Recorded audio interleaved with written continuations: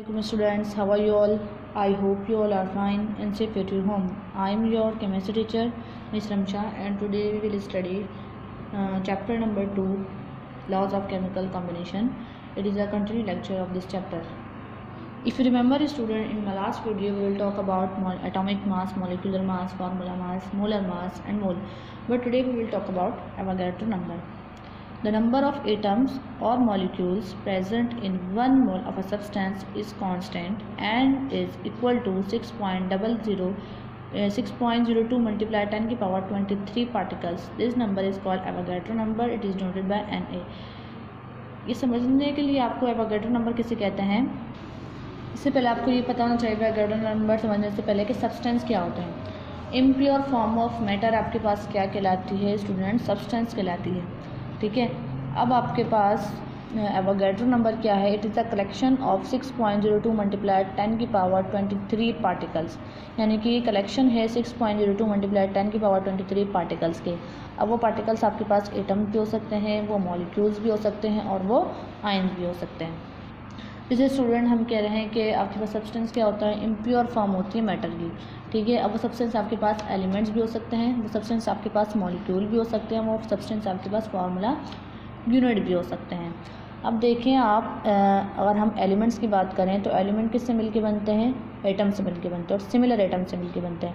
इसी तरीके से ये आपने एक गिलास वाटर लिया तो इसके अंदर क्या मौजूद होंगे? वाटर के मॉलिक्यूल्स प्रेजेंट होंगे. अब आपने एक प्लेट ले ली, उस आपने उसमें सोडियम क्लोराइड यानी कि नमक डाल लिया तो इसके अंदर क्या मौजूद होंगे? सोडियम क्लोराइड के फार्मूला यूनिट्स मौजूद होंगे. अगर हम बात करें एलिमेंट्स में, हमने बात की कि एलिमेंट्स किससे मिलके बनते हैं? एटम से मिलके बनते हैं. अगर हम बात करें एक एटम की, फॉर एग्जांपल आप अगर किसी ठेले वाले के पास जाओ, आप बोलें कि भाई आप 12 बनानास दे दें, आप वो 12 बनानास दे दें, तो 12 बनानास जैसे ही आप वो देगा आपको तो आपके जहन में क्या आएगा? 1 डज़न.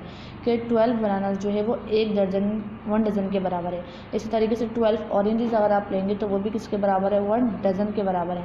जिस तरीके से आपके पास 12 बनानास या 12 ऑरेंज जो है 1 दर्जन यानी कि 1 डज़न के बराबर है. इसी तरीके से ये जो नंबर है आपके पास 6.02 मल्टीप्लाइड 10 की पावर 23, ये नंबर जो है वो किसके बराबर होता है? ये बराबर होता है 1 मोल के.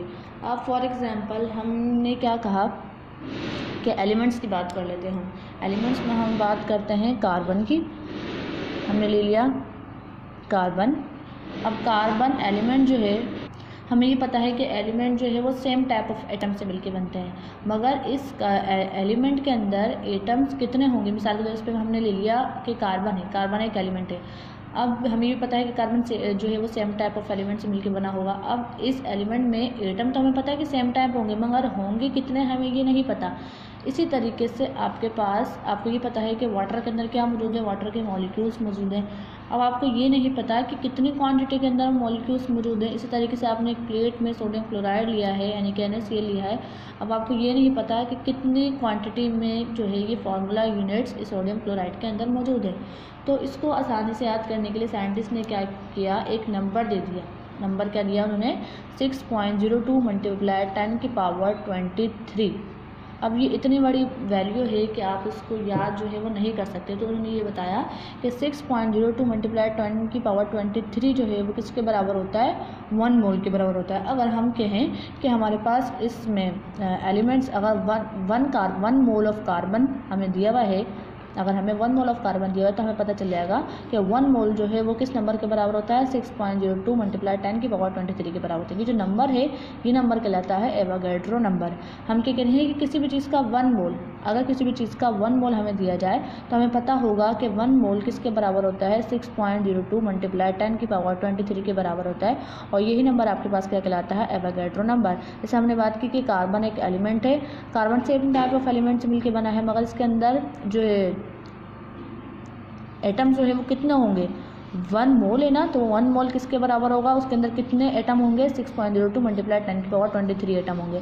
इसी तरीके से हम बोलें कि 1 मॉलिक्यूल जो है वाटर का है, तो इसमें 1 मोल ऑफ वाटर यानी कि 1 मोल हमने वाटर के लिए हैं, तो इसमें कितने मोल्स प्रेजेंट होंगे? 1 मोल क्योंकि बराबर होता है 6.02 मल्टीप्लाइड 10 की पावर 23 के। तो आपके पास 1 मोल, अगर हम बात करें 1 मोल ऑफ वाटर है तो उसके अंदर इतने मॉलिक्यूल्स प्रेजेंट होंगे। इसी तरीके से अगर हम बात करें कि सोडियम क्लोराइड है, ठीक है, 1 मोल ऑफ सोडियम क्लोराइड है तो उसमें कितने फार्मूला यूनिट्स प्रेजेंट होंगे, 6.02 मल्टीप्लाई 10 की पावर 23 फार्मूला यूनिट्स जो है वो इसके अंदर मौजूद होंगे। ठीक है स्टूडेंट, तो ये नंबर आपके पास क्या कहलाता है, Avogadro number. Now take out your book and open the page number 39। यहाँ पर हम क्या करेंगे, क्वेश्चन नंबर सॉल्व करेंगे। Calculate the molecular mass in AMU of each of the following substance. आप क्या करेंगे, मॉलिक्यूलर मास कैलकुलेट करेंगे इन तमाम सब्सटेंसेस का। ये आपके पास बुक का सवाल है। सबसे पहला जो आपको एग्जांपल दिए वाटर की, हम पढ़ चुके हैं कि मॉलिक्यूलर मास कैसे निकालते हैं कि उस मॉलिक्यूलर मास में जितने भी एटम हैं उनके एटॉमिक मास को हम प्लस कर लेंगे तो आप क्या कैलकुलेट कर लेंगे, उसका मॉलिक्यूलर मास। तो हमें पता है हाइड्रोजन का एटॉमिक मास 1 होता है, 2 लगा हुआ है 2 से मल्टीप्लाई कर देंगे। ऑक्सीजन का एटॉमिक मास 16 होता है, कुछ नहीं लगा हुआ 1 से मल्टीप्लाई कर देंगे।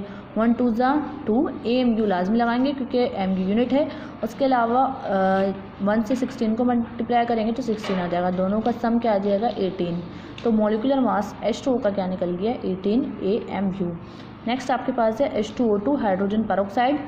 आप क्या करेंगे, हाइड्रोजन का एटॉमिक मास 1, 2 लगा हुआ है इसके नीचे तो 2 से क्या करेंगे इसको मल्टीप्लाई, तो क्या आ जाएगा 2 1 ज़ा 2। ऑक्सीजन का क्या होता है 16, O के नीचे पहले 1 लगा हुआ था तो कुछ नहीं था तो 1 से मल्टीप्लाई किया। अब यहाँ O के नीचे 2 लगा हुआ है तो हम 2 से क्या करेंगे इसको मल्टीप्लाई, तो 16 2 ज़ा 32। तो दोनों का सम क्या आएगा आपके पास 34 AMU। तो मॉलिक्यूलर मास H2O2 का आप क्या निकाल लेंगे 34 AMU। Next is benzene C6H6। आपके पास कार्बन का एटॉमिक मास 12 होता है, 6 लगा हुआ है तो 6 से क्या कर दिया मल्टीप्लाई। नेक्स्ट हाइड्रोजन का एटॉमिक मास 1, 6 लगा हुआ है 6 से क्या कर दिया मल्टीप्लाई। 12 को 6 से मल्टीप्लाई किया तो 72, 1 को 6 से किया तो 6, दोनों का सम क्या है आपके पास 78। तो आपके पास इसका मॉलिक्यूलर मास जो है वो C6H6 यानी कि बेंजीन का क्या निकल गया आपके पास 78 AMU। लास्ट है आपके पास C2H6 और कार्बन का एटॉमिक मास 12, 2 लगा हुआ है तो 2 से मल्टीप्लाई कर दिया। हाइड्रोजन का 1 होता है, 6 लगा हुआ है तो 6 से मल्टीप्लाई कर दिया। ऑक्सीजन का 16 होता है, कुछ नहीं लगा 1 से मल्टीप्लाई कर दिया। 12 को 2 से मल्टीप्लाई किया तो 24 आया, 1 को 6 से किया तो 6 आया और 16 को 1 से किया तो 16 आया। तीनों का सम आपके पास क्या आया 46 AMU। तो मॉलिक्यूलर मास C2H6O का आपने क्या निकाल लिया 46 AMU। ये सारे मॉलिक्यूलर मास आपको इस तरीके से कॉपी के अंदर लिखने हैं। इसके बाद हम बुक का नेक्स्ट क्वेश्चन सॉल्व करते हैं जो कि है calculate the formula mass in AMU each of the following. आपने ऊपर वाले में मॉलिक्यूलर मास कैलकुलेट किया, आप क्या करेंगे फार्मूला मास कैलकुलेट करेंगे इन तमाम कंपाउंड्स का। पहला आपके पास है कि NO3 potassium nitrate. Formula mass भी इसी तरीके से निकालते हैं बिल्कुल स्टूडेंट, जैसे मॉलिक्यूलर मास निकाला है, जितने एटम होंगे उनके एटॉमिक मास इसको प्लस कर लेंगे तो आपके पास क्या निकल जाएगा फार्मूला मास निकल जाएगा। ठीक है, तो आपके पास यहाँ देखें K जो है, K का एटॉमिक जो मास होता है आप पीरियोडिक टेबल में से देख सकते हैं, बुक के अंदर 39 है। इसके नीचे कुछ नहीं लगा हुआ तो 1 से आपने इसको मल्टीप्लाई कर दिया। नाइट्रोजन का 14 होता है, 14 नाइट्रोजन के नीचे कुछ नहीं लगा हुआ तो 14 से 1 से मल्टीप्लाई कर दिया। ऑक्सीजन का 16 होता है, इसके नीचे 3 लगा हुआ है ऑक्सीजन के नीचे, इसलिए 16 को 3 से मल्टीप्लाई कर दिया। 39 1 ज़ा 39, 14 1 ज़ा 14 और 16 3 ज़ा 48। तीनों का सम क्या आया 101। तो 101 क्या आ गया इसका फॉर्मूला मास आ गया किसका KNO3 यानी कि पोटाशियम नाइट्रेट का। सेकंड है आपके पास एल्युमिनियम ऑक्साइड। एल्युमिनियम का एटॉमिक मास होता है आपके पास 26, 2 लगा हुआ है तो 2 से मल्टीप्लाई किया। ऑक्सीजन का क्या होता है स्टूडेंट 16, 3 लगा हुआ है 3 से मल्टीप्लाई कर दिया। 26 को 2 से मल्टीप्लाई किया तो 42 और 16 को 3 से मल्टीप्लाई किया तो 48, दोनों का सम क्या आया 100। तो फार्मूला मास जो है वो आपने क्या निकाल लिया इसका Al2O3 का 100। तो Al2O3 का जो हमने फार्मूला मास निकाल लिया वो कितना निकाल लिया 100 AMU निकाल लिया। अब आपके पास स्टूडेंट के 2 कंपाउंड हो रहे हैं, इनका आप होमवर्क में बिल्कुल इसी मेथड से फार्मूला मास जो है वो कैलकुलेट करेंगे और कॉपी के अंदर जो है वो करके मुझे सेंड करेंगे।